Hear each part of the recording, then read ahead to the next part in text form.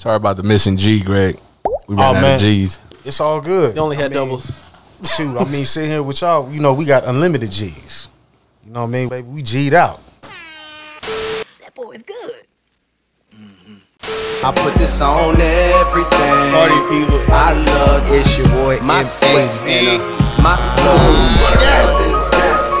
I thought I told you this is my world, baby. Ladies and gentlemen, party people, in the place to be. It's your boy M.A.Z. Yep. School's in session. Hey. Class is definitely in session. Of course, my guy in the house. You know what I'm Yes, saying? sir. What's going on, Drew? Chilling, man. Yeah. Right when the weather gets cool for a second, ramps right back up. Right back up. Never fails. We got the silent one, the missus in the house. Hi. How you doing? Just smiles as always. And to my right, let's see, let's go off the checklist. Artist, Yep. teacher, Yep.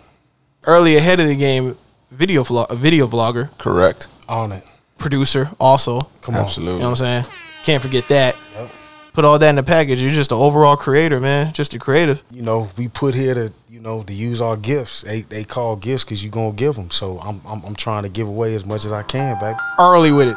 Ladies and gentlemen, he took time off from his journey of the endless summer Hey, to come kick it with us. we right here. It's Greg G, the golden child. The golden child.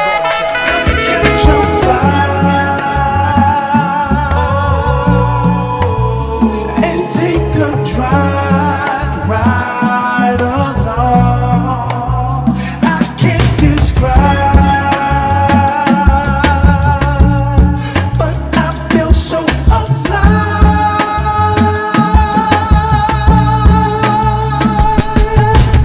Waking with the rising light, dance amongst the endless night. Knows how I get inside when all falls. It's the endless summer. It's a golden production. This is Yeah, man. How you been? Man, my Skrills, be honest with you guys, man. I've lived a very privileged experience. You know what I'm saying? Continuing to press forward. I've had the pleasure of being able to work with some amazing people, both in and outside of music, and even right now, you know what I'm saying, doing the filmmaking thing. Yeah. Blessed, bro. That's all I can say. Yeah. Straight up. How you doing, man? Man, Straight up. I'm good, man. Yeah. I'm Skrills, living. how you doing, dog? I'm chilling, man. Hey, we enjoying life, enjoying creating. Yes, sir. Yeah. For sure. Come on, man. Ain't a better time than the present. Ain't a better time, dog. You know what I'm saying? So, for those who've literally been living under a rock, who is Greg G, man? Oh, man. First and foremost, Greg G is a man of God, father, brother, friend, somebody that's down for the community, straight up. You know what I'm saying? But aside from that, man, I'm a rapper, singer, songwriter, producer, filmmaker. I live to create and help folks. You know what I'm saying? So it's all about what can we do to create something that ain't nobody ever done before. For sure. Do it in a way that everybody can receive it to the best and biggest audience who need it, right? And then at the same time be able to give that away to where it's really going to be an addition to somebody else's life, much like the things that y'all building right here. You know what I'm saying? I feel like even me on the sideline being an audience member at first, Yeah. you know what I'm saying, there's so many things that I learned, so that, you know, when somebody is taking from your art and something that somebody is creating, then you know that you doing something for real. Yeah. You know what I'm saying? I think that that's what I'm setting out. And it don't always got to be like trying to teach somebody something. Sometimes it's just about sometimes a jamming ass song would just help somebody through their day. Absolutely. And it don't got to be about nothing. It's just jamming. For And sure. that's what somebody needed that time. So to me, I think that's what, that's who Greg G is, man. You know what I'm saying? A good dude. I'm here for everybody. That's probably a gift and a curse. You know what I'm saying? Because I'm everybody home, but they know. I mean, I'll just call Greg, man. Hold up, let me just call him real quick. But at the same time, it's a gift because everybody know that. But I think that, sometimes in the weeds, because of that, some of the amazing things that I've been privileged, not because I made them happen, but I've been privileged to be able to make these things happen, I've been a part of. So, you know what I'm saying? That's in a nutshell, that's who I am, man. I'm just a dude just out here trying to get it like anybody else, though. That's it. For sure, man. More or less, I remember hearing your name through the streets, internet streets as well too. Rambus was kind of one of the big ones. Classic. Talk about that experience, man, with all the big names that was involved with that tape and the buzz that was surrounding it. I believe good friend Voodoo Child, shout out to Voodoo Child. Straight up. There was so many people. Nappy was involved. Nap. And then of course King Mike was involved. Yeah. So with those guys, man, bringing everybody together for that project, talk about that. Man, we talk about Rambus, man. So I think it was a beautiful time. I feel like it was a renaissance time, much like I feel like a time that from the out, I wouldn't even say from the outside looking in because I'm in it, but I feel like we in a similar type time right now to where like there's all these different types of discoveries going down. And at the time, bro, Twitter had just came to be the wild west, man. West. Okay. So Twitter was crazy. We got Twitter going down, and King Mike, who was an avid Spurs fan, and you got Nap, who we all know he loved the Lakers. They going back and forth and talk about great players from each team. Nap bring up Rambus, and it started off as a joke, but because of how much the trendsetter DJs at the time, so it was Alley Cat, R.I.P. Yes, rest in peace, Alley Cat, you know man. what I'm saying? You had DJ AOK, you had Nap, you had King Mike, all of those guys, they were the streets. You had people on the radio, but they had the streets, they had the clubs, they had them on lock, and they was making things move. So they got together, man, and I think it was producers. There was a lot of producers in town. You know what I'm saying? Like my boy Hits, you know what I'm saying? Like putting it down. You got, like you said, Voodoo. You got me. You got, you know what I'm saying? You had a lot of guys. CJ as well. CJ, yep, 100%. You know what I'm saying? You had everybody on that, and it was just a slew of artists, and we was all just, it was a time when 98.5 was really helping us out a lot. You know what I'm saying? Shoot, man, you got to think about it, dog. Like at that time, 98.5, they had, because of the Rambus joint, they had me on their morning show for 4 hours. Then they invited Nap, King, Mike, all the trendsetter DJs, Donnie D, all of them, onto, you know what I'm saying? And then they was talking about Rambus, and we started putting this compilation album together. I think before then, we was all trying to do it before. And it just never happened the way it should be. But I think because of the camaraderie, all the artists on a certain level, we was all just working together, man. That thing came together, and then it came together. We was out in the clubs. It was just the timing, bro. And everybody was on it. There was some people that might have got left off for whatever reason, but the creation process of that was just, you know what I'm saying? I think all of the producers getting together and talking about artists that they really love, and us even trading like, yo, man, I ain't never worked with him before, man. Let me see what that's like. And you know what I'm saying? And us coming together with some big names, man, in the city and making that thing crack. And yo, phenomenal. That tape was crazy. I remember, like, especially me, I stayed on the internet looking for new music all the time. And everybody just kept mentioning Rambus, and I was like, let me check this joint out. And I was like, oh, they out the city? It sounds pretty nice, man. So it was in the deck for a minute, man. It started off as a joke, and it ended up as something that, I mean, shoot, God bless, we still talking about it today. But the crazy thing about Kurt Rambus is, as much as it's a joke, like, he was a hard-nosed player. And that's why we made Rambus, because it would go hard. You know what I'm saying? Hustle hard like Rambus. Have y'all been watching that Legacy? Yeah, on the Lakers. Oh, you know, I haven't watched Legacy, but I'm gonna tell you what I did watch. I watched what's the joint that came on HBO? Winning Time. Winning Time. See, that was dope too. But this one, I feel like this one's more like, I guess, at least what they're portraying it's more historically actual. Oh yeah, for sure. You know I mean, we know that. But there was a piece though on it where like I didn't know this about Rambus, but who was the James Worthy? James Worthy came in thinking like, oh, I'm gonna take his spot. Yeah, he got my spot. That's easy. And then he found out real quick that went easy. Yeah, because Worthy even said, he was like, yo, he busted my ass. He kicked my ass for that whole practice. He busted my ass. And then Kurt Rambus was laughing about it. I guess he heard the quote. Yeah. And he was like, that made me feel good, man. Like, you know, that it wasn't easy. What a perfect representation, even though that's LA. Yeah. And, you know, for a lot of Spurs fans, like our rivals, stuff like that. But absolutely. What a perfect representation of how San Antonio's spirit is. It's a lot of people that try to come in musically, and they might not even know about it. Say, man, I'm about to come into San Antonio and do whatever, man. And nah. Now we get busy on this side, man. Busy on this side, you feel me? Absolutely. And everybody do. You know what I'm saying? It's so many, man, people got, it's different scenes, and everybody going crazy with it. Yeah. You know what I'm saying? So yeah, for sure, man.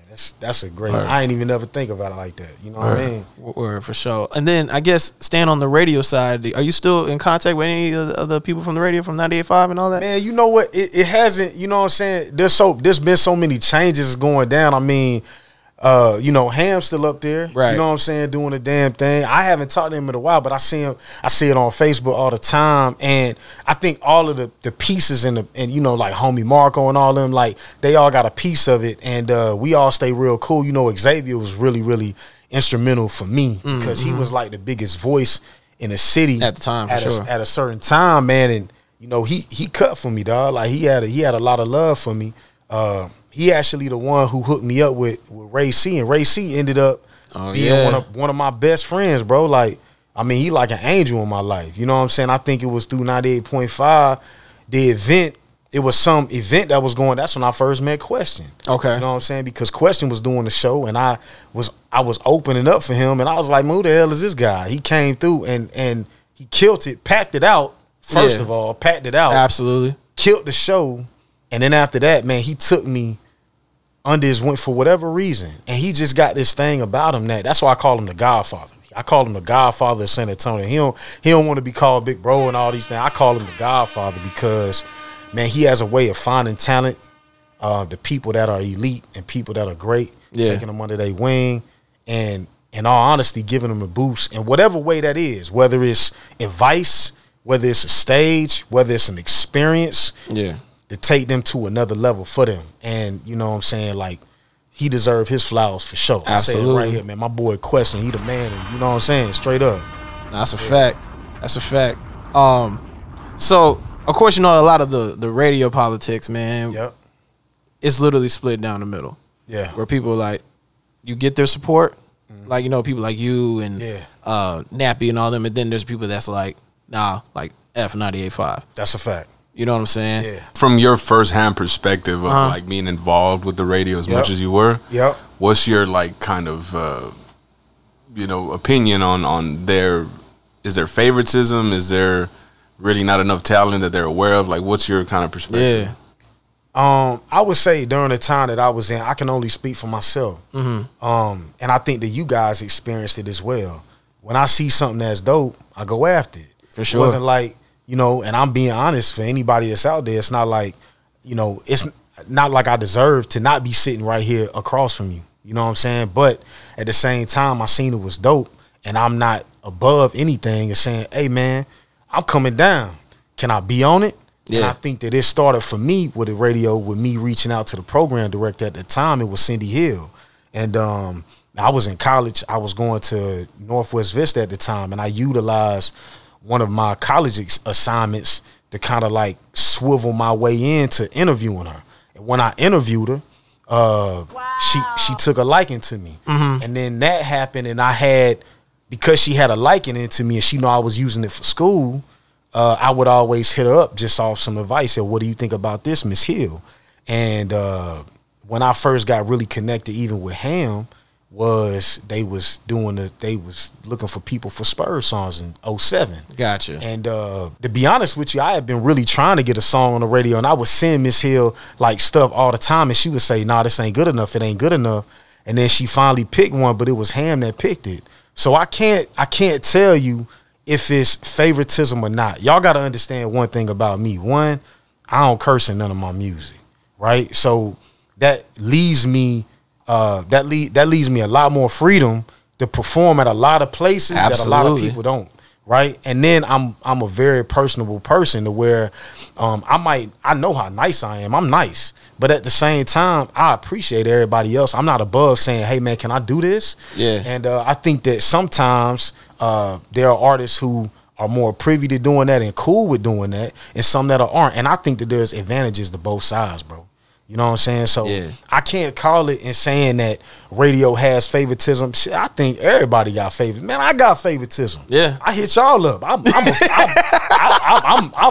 love this show over a lot of podcasts. And it's, man, you know, nowadays everybody got a podcast. Nah, that's right? A fact. How many times did I message both of y'all? And y'all, yo, man, can I get on? Right? Yeah. Come on, dog. So I got, you know what I'm saying? So I'm sure that plays a part somewhere, but I can only speak for myself. Sure. And for myself, for me, because I think of the way that I am, I've been able to maneuver in circles and get love from everybody because I'm authentic to who I am. And I don't BS nobody. I ain't bullshitting nobody. I'm telling the truth. I'm saying, hey, man, this what I feel about it. This what I don't. If I feel like somebody is not up to par, I would never tell them, bruh, you whack. I wouldn't say it like that. I would say, because it's art, it's subjective, right? So it's like, this might not be my flavor, but I do so many things. What's something I can do to help you out? Sure. And if you want it to be good for my ears, what's something I can do? Can I shoot a video for you? Can I make a beat for you? Can I record you? What you trying to do? Can I put you in front of somebody else that could help you? That's one of my primary reasons, because it might not sound good to me, but it sounds good to somebody. To somebody. You know what I'm saying? Sure. But yeah, man, not a point. I mean, it's politics and everything. It's politics and just moving around without the radio, bro. Yeah. Like, you know what I'm saying? So do I think they got politics and favoritism?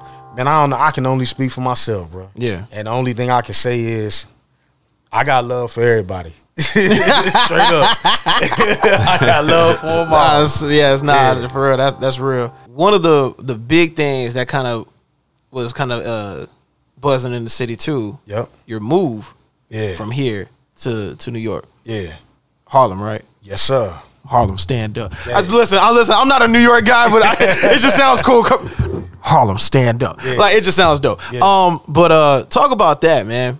That move, because that's got to be a big step. It was huge. And to be honest with you, I would say I moved, but I wouldn't say that I moved. I moved because my son here, so I'm still here so much, right? I'm still all the time. So anybody ever like see music videos I'm doing and stuff, it's even rare that I like show New York stuff, because me moving away made me so much more like, nah, I got to show my city, like regular neighborhood, like not even trying to shoot I'm not trying to shoot in front of the tower. I'm just trying to shoot in the hood. Right. Like, I want you to see a regular subdivision, because dog, they don't see that. You know what I'm saying? But 2000, you know, it was the birth of my son, and this is a real honest story, bro. It was the birth of my son. I had been working on a project called The Feeling. At that time, 98.5 was like, yo, man, the next time you put something out, you gotta understand, I had produced for a couple artists that got regular rotation. Okay. You feel what I'm saying? So I'm like, they know. At the time, I'll probably say I was one of the more expensive producers in town. Not by design, but I knew that, you know, when I was eating off that, and I knew that the radio, it's not a for show you would get heard, but you'll get a listen though, right, if I made the beat for it. So I'm thinking in my mind, the radio is like, they behind me. They, for sure. You know what I'm saying? And now I know a little bit more about the game, but nobody was giving me the game back then. So they were saying, yo, man, we gonna help you out. We gonna, you know, the next time you drop something, we gonna help you. I'm like, cool. So I'm putting together this project called The Feeling. Okay. When I put together The Feeling, to me, it was like phenomenal. You know what I'm saying? It was, I called it a mixtape because I wanted to use a DJ, but I tied all the music together, like using orchestration. So I still use King Mike to mix some of the songs, but I would play and key and change the key and, you know, do cinematic things and, you know what I'm saying, just like that, right? So it feel more like an album, but I'm still gonna call it a mixtape, because ain't nobody ever did a mixtape like that before. So I did that. I wanted it to go. Yeah. And I knew at that time I either needed some more bread or I needed somebody to help me. And I knew that it wasn't going to come from San Antonio because this is post Rambus. So now people at this time is asking me, they saying, yo, Greg, what should we do? And I'm like, shit, nigga, I don't know. I'm trying to figure out what it is for me too. For sure. You know what I'm saying? So I was like, well, maybe I'll do a lot of production. And then 98.5, I get a production, I get a certain amount of bread. I could put it out the right way. Sure. Because I was learning from people like Question, from people like Kyle, you got to invest in certain things stuff. I'm like, all right, cool. I'm going to build up that bread. I'm going to put it out. 98.5 really stopped playing local people as much. Right. And then YouTube came out. You probably experienced this too. Why they going to spend $800 on you when they can go on YouTube and just download something? Right.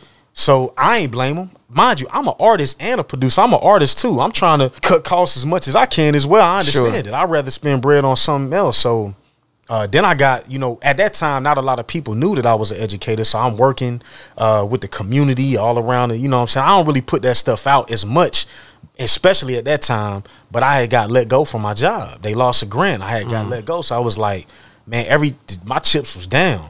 And I had seen a documentary a year prior called Searching for Superman. And I seen Jeffrey Canada from the Harlem Children's Home.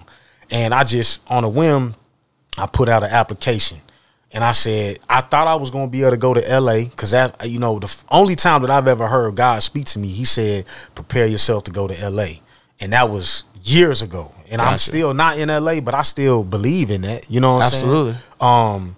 But I thought it was originally going to be there. I put the application in, and bro, check this, because in town I was what you call a case manager. That's what I worked for, a family service association, doing drug and alcohol prevention here in town for different high schools. When I sent all my application, I sent it off as a case manager. They called me back for a music teacher.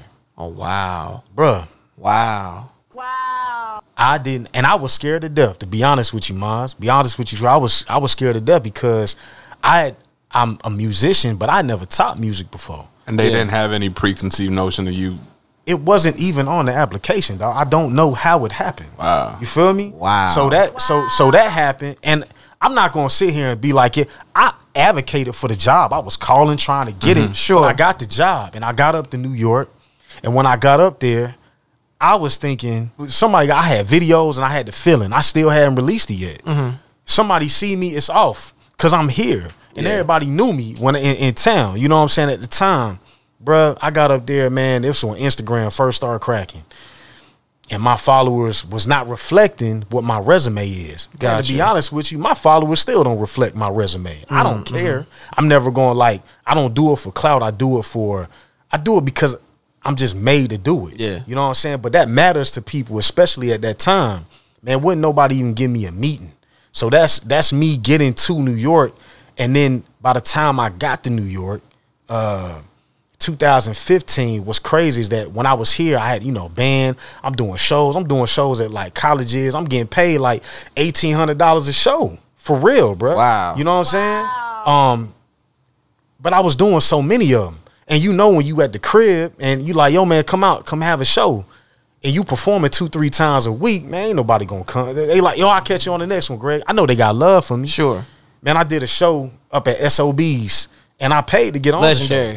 Legendary. Yeah. Straight up. I paid to get on the show. It was this showcase called Face in the Crowd, and I paid to get on because of the video production, because I needed something to show people how I perform. Gotcha. You know what I'm saying? Because I knew that a powerful piece of my artistry is my performance. Absolutely.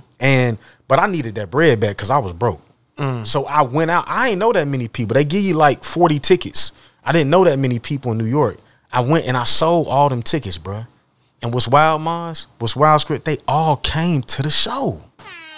And it dawned upon me, man, we're stretching ourselves too thin. And I think that at that time, I started thinking more broader. And I think, you know, here in town, when you an artist, you hear South by Southwest is the biggest thing, and all these other things are the biggest thing. Man, it became bigger than that for me. It became, man, you know, we need to get our own venue, fill it up, get people in there, and then only do that maybe once or twice a year. And every time you do something different to offer people something different. And if we would do those things, and like, these are just ideas that come to my head, that come to my mind, that. Not hard to listen, but look, he talking that talk right now, people. Yeah. So I suggest you sit up and pay attention. But go ahead, man. for me to understand that and see it, it made me think not South by, but maybe Coachella. Right? Yeah, like we thinking festivals like that. I'm thinking things like that's where you want to be at. It's funny you say it's funny you say that, because one of my goals on my bucket list. Yeah, I want to. I mean, and I know they already did the deal, but the Verizon Wireless Amphitheater. Yeah. I want to bring that back somehow, some way, man, dog. And get that venue and get it rocking again. I feel like there are some great things that's coming for San Antonio, for the state of Texas, just in general. What's wild, you know what I'm saying? Like, there's things that I get hit up for all the time now. You know what I'm saying? Because of the wild way of how my career trajectory have gone. Yeah. From music, still music my primary thing, but even filmmaking. I don't know if y'all seen, and I ain't really expressed this to that many people, but I'm now working for Emmy nominated film directors Cootie and Chike, right? From the Kanye doc. Kanye right? Doc, exactly. You know what I'm saying?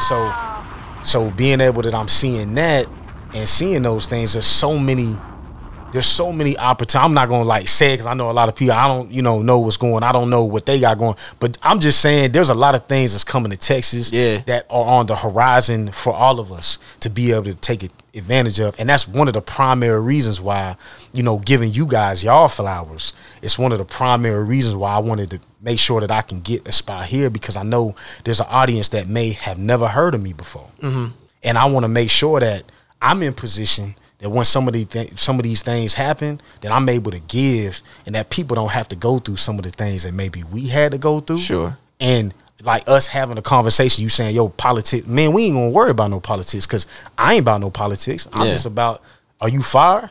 Right. Or do you want to, even past, are you fire? Like, do you want to be? So how can we get you there if that's what you really want? So, yeah. And in regards to what you're saying right now, has your outlook always been that way?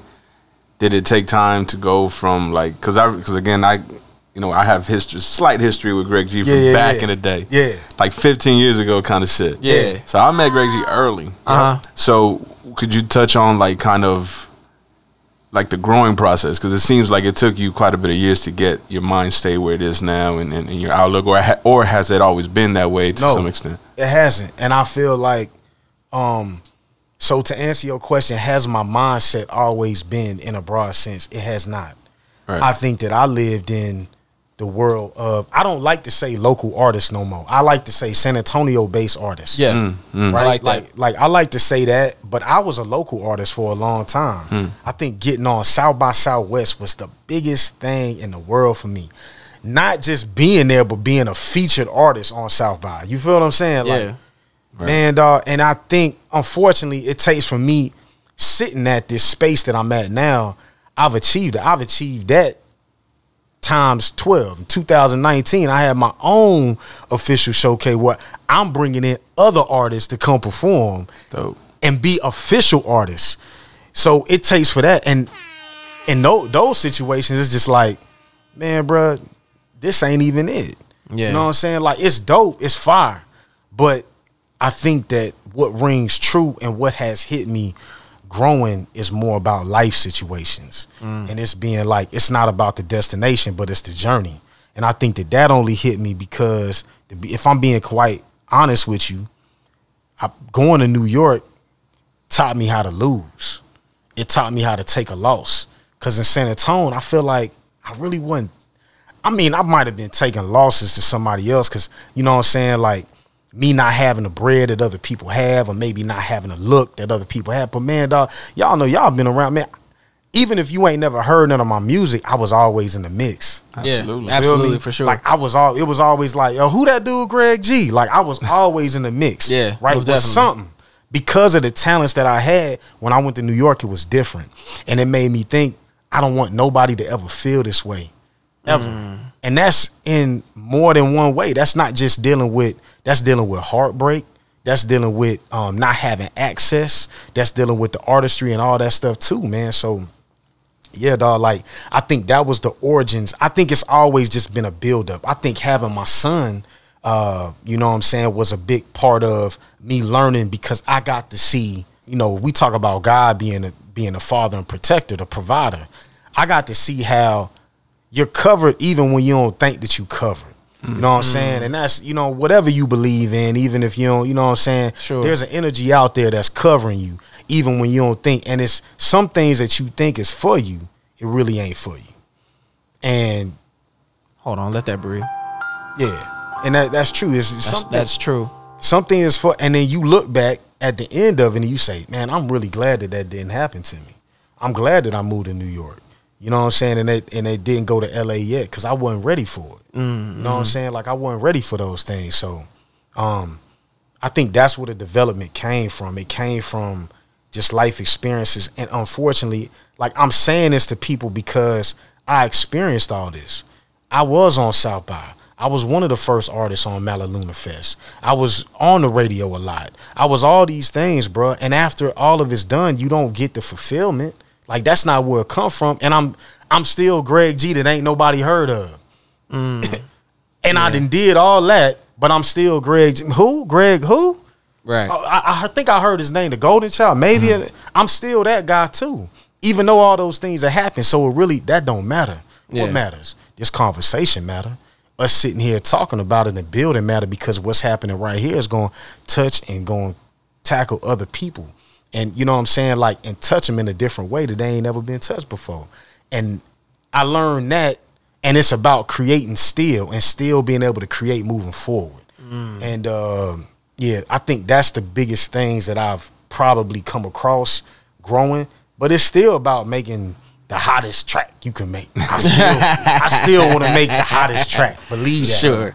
You know? So, and to your point, a big reason why Mazi and I started this was, like you said, to be able to allow an artist to further introduce themselves than, like, this is my album, this is my tape, this is, you know what I'm saying? Yeah. Which, on the flip side, man, we get a lot of people that hit us like, hey, man, can we come on? Yeah. When we come on. Now, mind you, just so they know, we look at everybody. We look at everybody. We definitely look at everybody. Yeah. But in doing that, the reason to do that is because when we look, they don't have a video, or they don't have enough videos. Yeah. Right. Or they don't have enough interviews.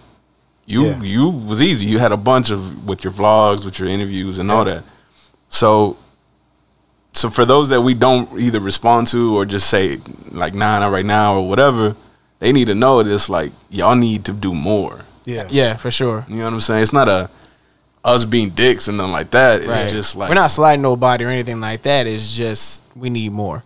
Yeah. And whether it's music videos or just, you know, even music, the music quality too, at times too. You know what I mean? Like, you hear some of the stuff that, you know, that they submit. Yeah. And it's kind of like, the quality ain't really there. I mean, I know you know the importance of having a good quality sounding music. Absolutely. Not good in the sense of it's good, but like even at that beginning stage is like sounding good. Sounding good, right. You know? Yeah. I think that you guys, I think that anybody who picks up anything that's creative, you have the right to hold whatever standard that you choose to hold. Sure. You know what I'm saying? Like, you get to pick that because you built it. You build a house, I get to pick what it's built on. You get to pick what the standards are. You get to pick who you want to be. And to be honest with you, you don't got to apologize to nobody. What I think that is important for us to do, if there is a standard that y'all have, sure, I think that it'll be really dope if y'all made that accessible for the artists that really look up and they see, man, this is Mazi's world. Maybe, you know what I'm saying? I mean, that's not up to me. It's up to y'all. But those artists that, you know, y'all probably get hit up a lot. But if it is more, it's like, hey, man, I need to see at least 3 videos. Your quality has to be at least to this and to that for me to even have a conversation about you coming on. So then people know. And that, going back to your question earlier with the radio, that is what I seen them not do for people, right? And because people don't know where they stand, bro. Like they sitting here and they like, well, man, I sent this message. Did they see it? Do they know about it? Right. And I think that's the toughest thing, because when you are artists and when you, even if they never had a video and they song sound like trash, man, they put their heart and soul into that song. Absolutely. Sure. And it's like man, if you got enough energy inside yourself to take your thoughts and to put them onto a microphone and then show somebody, bro, that's really difficult to do. And, you know, then not show somebody, but then want to show more people and get on another platform and stuff, you know, and those are the things that I'm about. Now, that might get me in trouble a lot because I get in situations that it's hard for me to, I'm trying to learn how to say no a little bit more. You and me both. Yeah. Straight up. You and me both. My wife tells me I'm too nice at times. She tells me all the time, you are too nice. You gotta learn how to say no. I'm trying to learn how to say no. I was in the situation earlier to where I know what's on my plate right now. Yeah. You know what I'm saying? And a person that you guys had on the show, Lily, you know what I'm saying? Shout Lily, yeah. She's amazing. She wants to get into doing, and you know, my girl, she's Dominican. She listens to a lot of Spanish trap. She listens to a lot. So a challenge for me, I be trying to tell her, man, look, man, I do everything, baby. Yeah. You know what I'm saying? I don't even I do it all. You know what I mean? Like, for sure. you know, this is what I do. You know what I'm saying? So even with me saying with Lily, like, yo, man, let me make something for you. But I was hesitant in saying, yo, let me make this. I know I'm going to work with her because she got a good spirit. She doing great things. And I know that it's from the city instead. But I'm going to hold off on saying exactly what we going to do because I have to make sure that I'm available. It's just a term that I learned, best self to best serve. You know what I'm saying? And I'm trying to get to that. You know, that's by, you know what I'm saying, Miss Ann, Harlem Children's Own, put it down. You know, she said best self to best serve. And that's something that I live with because I'm trying to be my best self because you can better serve when you are your best self. Absolutely. And I think that's what I'm trying to work to. So, you know what I mean? That's what I think is important. I don't think that it's bad that y'all hold those standards because, man, y'all built something great. You know what I'm saying? Appreciate I feel honored, humbled, great to be sitting right here. You know what I'm saying? Yeah, we appreciate you being here, man. Straight up, man. To share these stories because, like we were saying earlier, like the audience that may not know who you are, and they're getting to know you now, and they see, you know, what you've done and how you overcame some adversities to where you're at now. They're gonna be inspired by this, man. Yeah, and we're starting to see a small sample size of what this is doing, like because it's not just us, you know, talking and having fun, but it's just we are seeing the residual effects of like artists like yourself seeing an episode and be like, I didn't know that. Yeah, well, I didn't know this. Yep. And hopefully artists be like, okay, I know now there needs to be more depth to me than like I'm dope. Yeah, you know what I mean? Yeah, and everybody think they dope. And they and they are in their own way. In their own way, their own right, for sure. Yeah, you know what I'm saying? But, you know, how are you going to give? Where can you support from? Right. What are you offering? That's what it's really about. You know what I'm saying? Like, that's how we really move things forward. You know, how are you trying to change something? And if you do that, bruh, everything, it ain't gonna matter what show you get on because you're gonna be moving everything forward. And eventually, whatever is supposed to be yours, you're gonna run into that. Yeah. You know what I'm saying? When you don't quit, you don't quit. You don't try. You're gonna run into it. Trust me. If I wasn't able to come here today, I would have keep hitting y'all. Hey, sorry, all right, we wasn't here Saturday. All right, cool, man. I wanna come back another day. Yeah. You know, I'm gonna be back down in the end of September. Yeah. Can I come that time? I'm gonna be on it. You know what I'm saying? Because those feelings can't get involved because I know that there's somebody out there, even if it's one person, that there's a song that I have, there's a film that I'm making, there's something that I'm working on that it's going to affect somebody. You know what I'm saying? Yeah. That's what we're working towards. For sure. For sure. If you don't mind me kind of switching gears, Mazi, do you think? What was the transition like into the more of the film, the videography side of things? Man, dog, like it is the craziest thing. I've been keeping things on wrap, but I'll let y'all know. Y'all want to know how crazy it is that I'm filming? Bruh, I'm legally blind. In my left eye, like I have... Pardon? Yes. Really? I'm trying to tell you. It's not something I say a lot, but you know what? Because when I tell this story, I need people to understand how phenomenal the situation that I'm in now is. Okay. Peep this. I get to New York 8 years ago. I'm taking my students to this thing called Converse Rubber Tracks. When I take my students to Converse Rubber Tracks, there's a video seminar being put on by these guys named Cootie and Chike, who did Through the Wire, who did all these different music videos for all these huge stars. Honestly, I had never heard of them before. Gotcha. But I met them that day. Cool dudes. Remember I told y'all I moved trying to get the feeling. I'm showing them my videos from the feeling. They looking at it like, yeah, man, cool, man. You know, no problem. They give me their email and their Twitter. I'm blowing them up. Y'all know how I can be hitting people when I want something, right? I'm blowing them up. They not responding. But get this. Where I work, Cootie's apartment is across the street. So walking to work every day, who did I would see randomly all the time? I would see him. He'd be like, G-Ball, that's what they call me. G-Ball, man, what's up? This, and that. I went to the gym on 125th Street at Planet Fitness. I used to see Chike every day. All the time. They said, man, it got to be a coincidence. Y'all, I was not filming at this time. I'm blind. I wasn't filming. I always pride myself on finding the best videographers and filmmakers here in the Tone. You know what I'm saying? I had Brandon Fawcett, Andrew Goodwin. I grabbed, you know, Davey Dave. You know what I'm saying? Like, I got all of these guys who create great. Why am I going to film? I'll just stick to making beats and making music. I'll do that. I'll let the film guys film. Sure. But I've always had a knack for telling stories. If anybody ever listened to my projects all the way back to Inauguration, if you knew about that, or you knew about When All Else Fails, they're all stories and it's linear. Even the feeling is linear. Gotcha. Like, you know what I'm saying? You get a point A to point B, arcs and all that. I keep seeing them. I say, man, please let me come intern from y'all. They saying, do you do any film work? I'm like, nah, but I just want to do it. 4 years go by. Eventually they say, all right, cool, man, come through.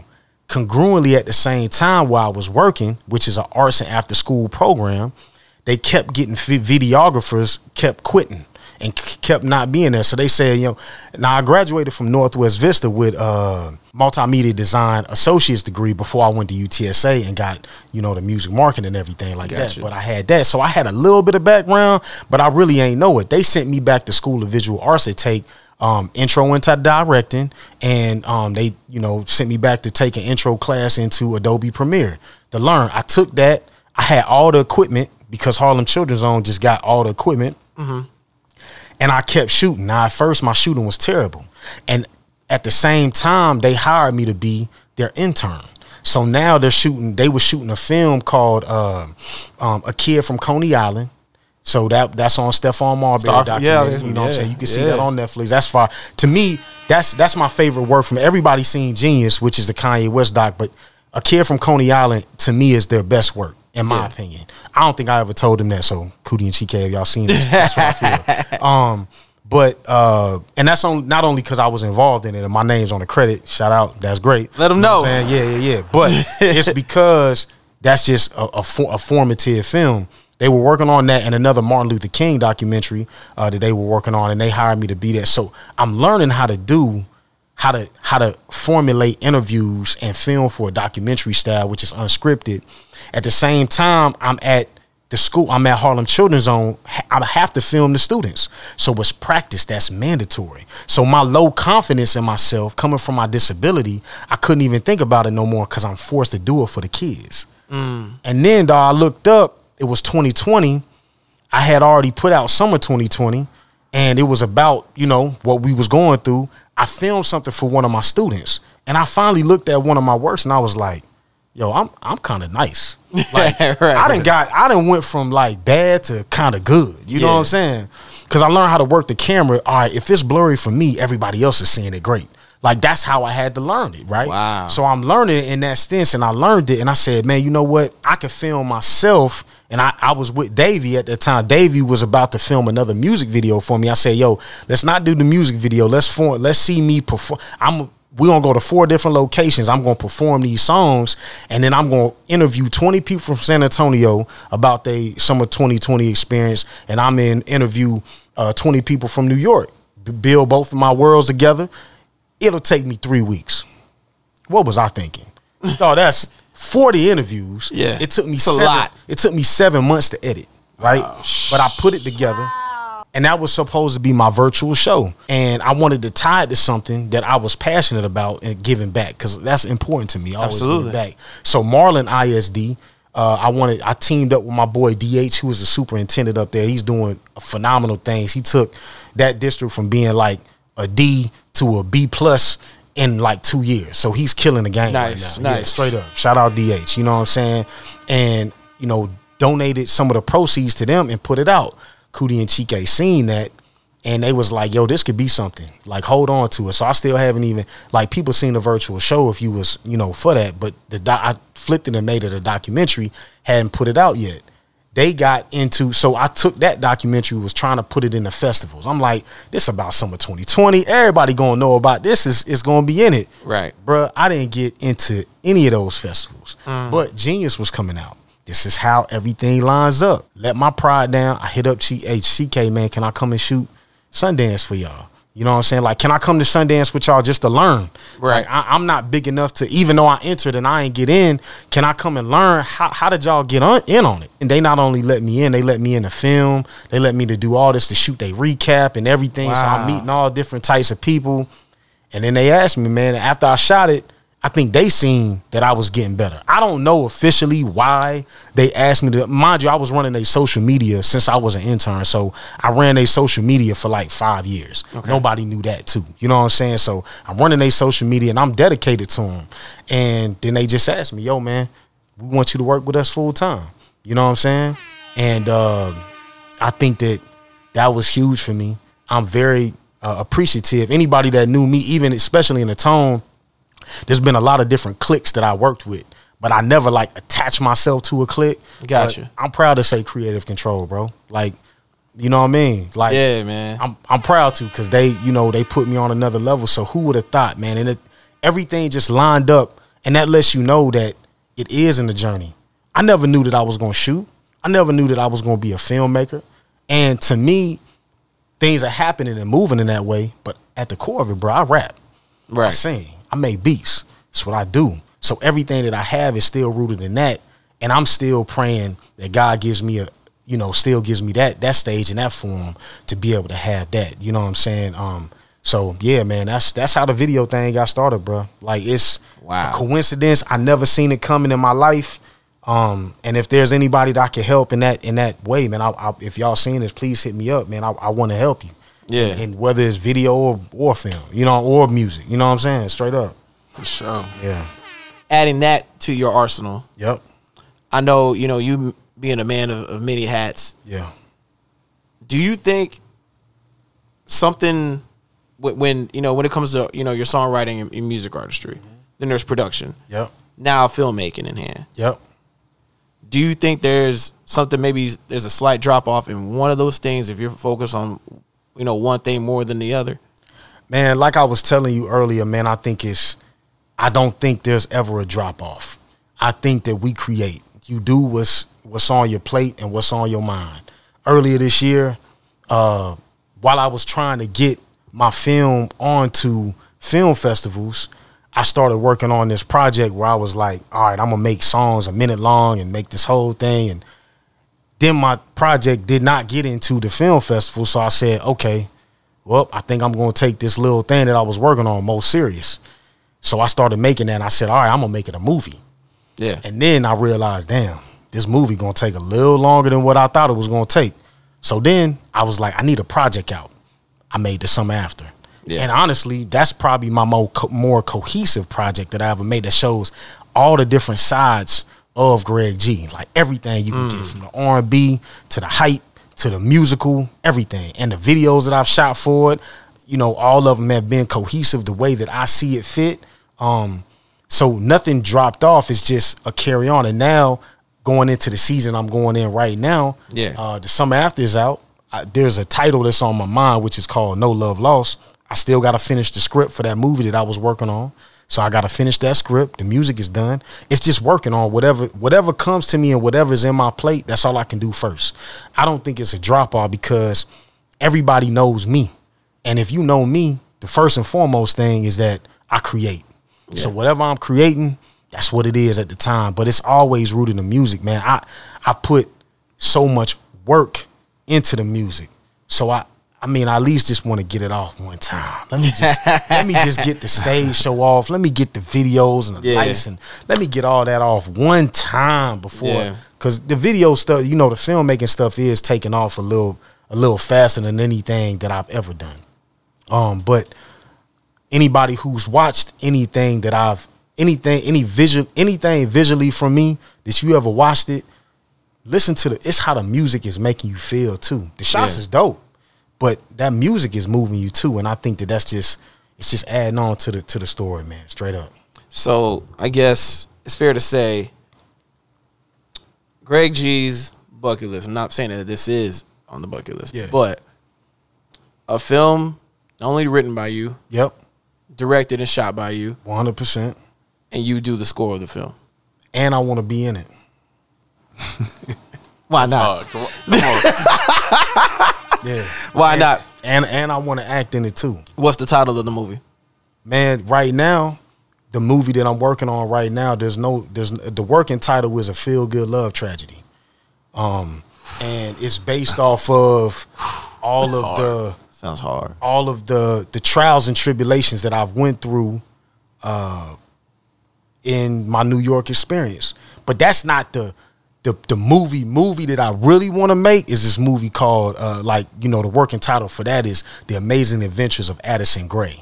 And the only reason why I want to make this movie, one, it's fantastical. It's going to be phenomenal, and it goes all over the world. I haven't finished working on that, but I'm saying that one day God going to allow me to make that movie. That movie going to take me all over the world. I'm going to be able to go all over the world, direct it, be in it. You know what I'm saying? I might not be the main character in that one per se, because I actually don't see myself as Addison. You know what I'm saying? But I'll be in it some way, somehow. But it's definitely something that I want to direct. This one, though, The Feel Good Love Tragedy, that is something that I see myself as the main character. Gotcha. The main character's name is Greg. So can't nobody else. Can't nobody play you but you, right? Exactly. So I know you being an artist, of course, you know there's always a simple question: the top five, who's top five artists, this, that, and the third. But you as a filmmaker, man. Yeah. Give us your top five directors. Top five, Cootie and Chike, number one. Okay. By far. Easy call. That's easy. Yeah. You know what I'm saying? I'm gonna say Christopher Nolan. He in there. Okay. I'm gonna say Spike Lee. He in there for sure. Yeah. I'm gonna say Steven Spielberg.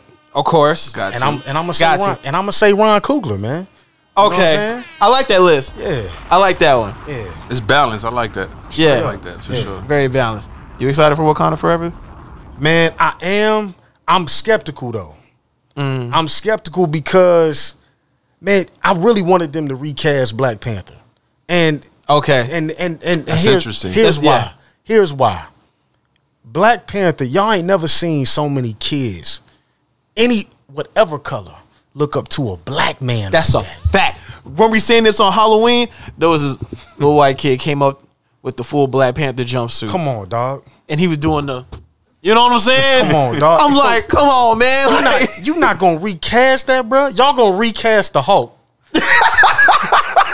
But you can't recast T'Challa. Come on, man. You can't, man. There's so many people that's able to do that role. Yeah. And I felt like would have done it. I felt like Jonathan Majors could have done a dope job at Black Panther. Wow. I feel like and I know he's gonna be Kang, and there's a lot of other people, you know what I'm saying? But there's a lot of people that I feel like can accomplish Black Panther, and we didn't have to get rid of T'Challa this early. Yeah. Because they were setting T'Challa up to be Iron Man. He was gonna be the main guy of this next phase. I wanted a black man to do that. Yeah. I needed that. Yeah, for sure. Black. You know what I'm saying? Right. Nah, most definitely. Yeah. Because I mean, and I just read an article recently that they just recasted Luke Cage because they're bringing the Luke Cage series back. See, and I don't even want Luke Cage recast. That dude is Luke Cage. He is Luke Cage. Yeah. Yeah, so why would they recast? Get a new director. Man, they shouldn't have killed Cottonmouth. Because Cottonmouth is, he was such a dope, but I mean, he gonna be Blade. You know what I'm saying? But you know, I understand they got to do what they got to do. But man, come on, man. As y'all can see, I'm a Marvel head. you in this? Yeah, for sure. Nah, that's dope, man. So also, when it comes to the filming too, you got into the vlogging game early. Yep. Because to me, the only vloggers I really seen was Joe Budden TV. Yeah. Are you familiar with Booney Mayfield? I'm not. So I need to get up on. He's a producer out of Denver, Colorado. Okay. But he had a documentary called Boone Documented. Yeah. I swear to like that got me through the work week. Fire. Because it was just him and his journey trying to come up as a producer. Yep. And then him basically being the man in his town to doing the Red Bull Academy. Yeah. It leads up to that. His equipment gets out of his studio, gets stolen. Like it's a very good documentary. Crazy. Very good doc. It's like a web series. It's like a good seven episodes. Yep. But anyway, and then there was you. Yeah. So I was, watching your vlogs, and then, when it comes to, the music grind, you know, linking up with Dom Kennedy, you and Key Mike, and then you know, all the things in between. I was like, yeah, he got on this pretty early, man. So what was the idea of wanting to start a vlog? Was it something that was just like, you know, let me just try this, or do you think there was that space that was empty that needed to be filled when it comes to showing the people who you are as an artist and you as a person? You know what I'm saying? Early, because I didn't film, it was all at the availability of whoever was filming for me. Early on, it was my boy Brandon Fawcett, who to this day he's one of my best friends. That's my dog. You know what I'm saying? We don't work in that capacity as much anymore. But that's my dog. You know what I'm saying? And it was at his availability, and I learned a lot from him during those times. And I think that for me, it was always like King Mike saying, "Man, Greg, people hearing this, but they don't know that you made the beat yourself. They don't know that you did this yourself. Like, you need to show that. You need to show this, you know, aspect." And then, you know, me even think about it, is me telling a story from point A, from point, like, it's always been telling stories. So it's always been like premeditated on even where I'm at now.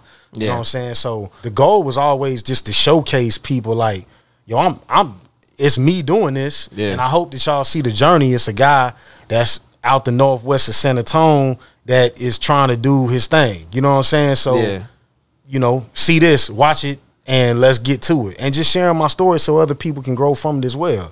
So, yeah, that's always been a goal. It's always been a preparation for what I have to come. You know what I'm saying? For sure.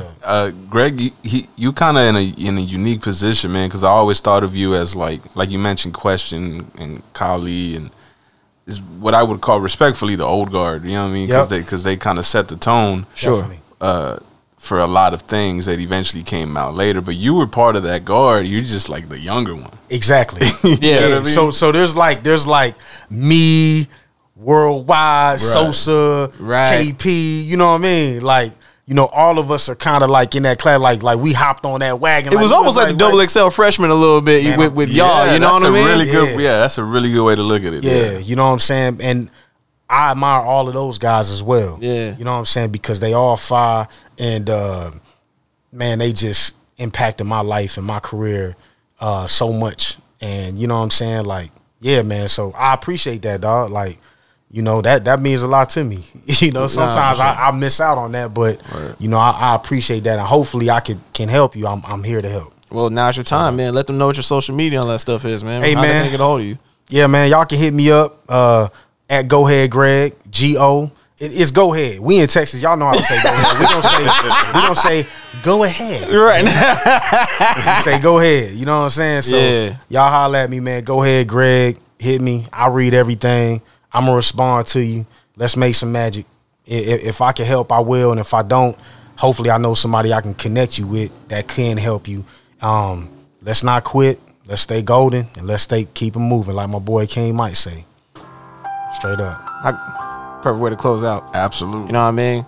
Seeing you in the theater near you, huh? Hey, man, one of these days, man, or on the stage, one of them. It's going to go down. Yeah. Yes, sir. Absolutely, man. Definition of a creative, man. You embody a creative, you know what I'm saying, with different weapons at your disposal. You know what I'm saying? So it's dope to see you growing, knowing you way back and knowing you now, man. Yeah. You know, I've always been from afar, just kind of seeing the grroth, man. So thank you, dog. Thank you. So the walking Swiss Army knife, man. Basically, we're here. The tool of the trade, another jack of all trades. Jack of all trades. Greg of all trades. Greg of all trades, the Batman utility belt himself. Yes, sir. Yes, sir. Greg G. Sponsor time? Yeah, man. All right. Y'all can visit 9cloudsup.com. Be sure to get you a MAZI'S World tee from there by using promo code MAZI22 at checkout. You can also visit daviesentertainment.com to get you some MAZI'S World merch from there as well. Greg G, appreciate you, dog. Hey, man, appreciate you, bro. Come on, man. Hey, man, thank you, dog. Nah, like, thank you for pulling up and telling your story, man. Hey, I think it's gonna be one of them episodes, Skrillex. What you think, man? Absolutely, man. We got a bunch of gems. You dropped a bunch of gems, man. A bunch of them. And we enjoy that the most just because, like, it allows people to really get an understanding, like I said, of the artist. Yes, sir. But it helps them too. You know what I'm saying? Yes. With the gems you drop, for sure, man. Yep. Yes. So thank you again, bro. Thank you. Man, appreciate y'all, man. For sure. And y'all be sure to like, share, subscribe, and you know, talk about this in the comment section. Let us know your favorite section of this episode.